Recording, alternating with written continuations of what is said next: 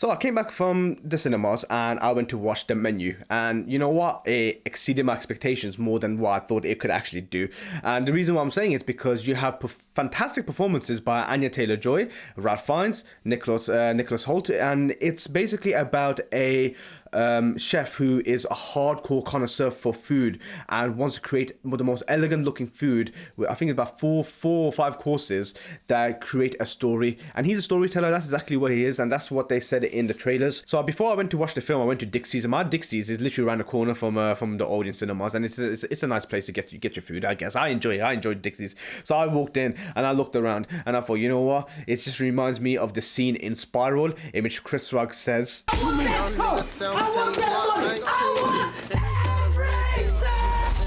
yeah. And I bought myself some chicken, got some fries, got some drinks, went into the cinemas, and I started eating away because, hey, you cannot watch a film about food without eating food, because I want to taste what they're tasting. It ain't a 4DX experience, but it is what it is. I try to make it as realistic as I can. I was very intrigued to see how you're going to create a chef film where it's a lot different from what we've seen before. Now, we've seen films like Burnt, which came out 2015, starring Bradley Cooper, in which he plays a disgraced chef, and he wants to rebuild his image again. You've got Chef from 2014 starring Jon Favreau, who is a chef who leaves his restaurant and ends up creating a food truck and is basically a moving restaurant as he goes along the different cities. But I've never seen a film which is a thriller mixed with food, I guess.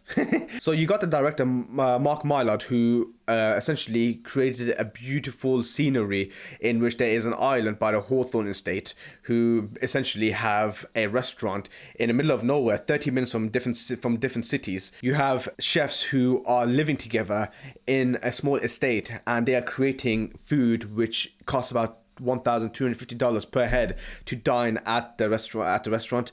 And it is insane to think that 12 people have been selected who come once a year to dine in this restaurant for the finest experience possible. And Ralph Fiennes, who plays Julian Slowik, who is kind of a fanatic but he's also a perfectionist, and you can see that in the dishes. And one thing I really love is the way they showing the dishes on screen. So when each course comes out, you have a massive title card of the name of the dish, and then on the side you see exactly what it says, what's inside the dish and how it's created as well. And it just elegantly made. It's beautiful. The lighting, the colors, everything just pops perfectly, and it feels like a film. It feels like an experience, and it's not just for the audience members but also the people in the film as well. It's as if we're experiencing what they're experiencing, and that's one thing I really appreciated from Mark. And one thing as well I didn't realize until after I watched the film is the production designer brought in someone who is a highly esteemed Michelin star chef. Dominique Rennes helped design most of the dishes that you see on screen. Actually, all the dishes you see on screen, they are so beautifully constructed but also lifeless at the same time. And it's insane to think that someone who is that experienced could bring something like that to the big screen, and I really appreciated it as well. So this film is essentially about Nicholas Hoult, who plays Tyler, who brings in someone along his trip to Hawthorne Estate to see this restaurant owned by Julian Slowik. And one thing you don't realize is that later on in the film that Anya Taylor-Joy, who plays his girlfriend, is not really his girlfriend. She is basically an escort, and she is hired by Tyler because he needs to bring a +1 in order to get into this experience. You can't go as a single person. You either go as a couple, or you don't have to go as boyfriend, girlfriend, or husband and wife, but you need to bring 2 people or more to this experience. And he lied to her. And one thing that really blows your mind is that he knew exactly what was going to go down in this entire experience. He is such a foodie. He is so into what Ralph Fiennes does as a character. He is so into Julian's mythology that he knows that he's going to die. Tyler knows that he's going to die, and he knew bringing Margot in, he knew if he brought her in that she was going to die as well. So his nepotism, his narcissism just brought a new level of ignorance, and next thing you know, you realize, shit, everyone is going to die in this restaurant. This film is something which you have to watch and understand and literally take it in as you go along. That is what the theme of the film was about. It's literally about understanding the dishes in front of you, dissecting it, tasting it and actually enjoying it. It's not just about eating. That's one thing Ralph Fiennes, Julian Slowik says, cannot eat. He does not want you to eat. He wants you to taste. He wants you to feel. He wants you to understand what the dishes are about, and that is beautifully done. This film has a lot of quirky moments, a lot of funny moments, but I'm not saying funny in the way that haha, that's very funny. It doesn't take you out of the film. It's slow, dark humor which builds up, as you see in the trailer, in which one of the tech bros ends up getting a birthday cake, and it's funny how it ends up happening, because it's literally the last 20 minutes of the film in which, after everything goes haywire, they didn't realize that that was going to go down, and they ended up putting him front as a birthday boy, and he ends up receiving a cake at the end.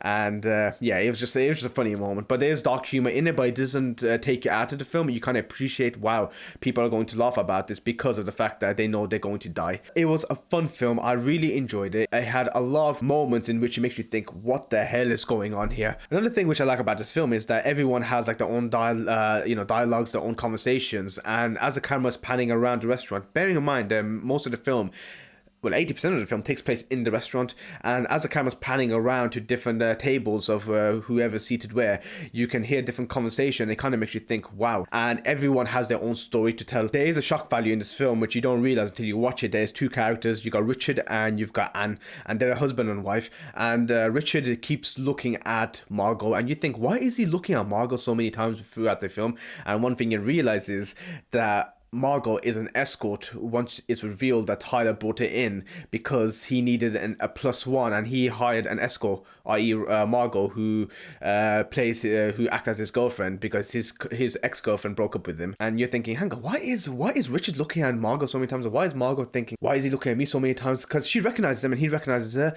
You realize they were actually on a date before, and he hired her for sexual favors, and that sexual favor was that Richard wanted Margot to pretend to be his daughter so she can do sexual acts with him. And it's kind of like, whoa, that is just insane. Why would you even think that? This is like some sort of Freudian theory gone out the window completely. Like, holy wow. But yeah, so this film maintains a lot of the elements that you would expect to see in a film of this kind. You expect to see beautifully made dishes, elegant lighting, and a lot of shock values which you don't see in the trailer. And that's one thing I respect. Thank God the trailer didn't ruin the film for me, because it's very vague in what was happening. You knew it was going to be a thriller, but you didn't know how it was going to turn into a thriller.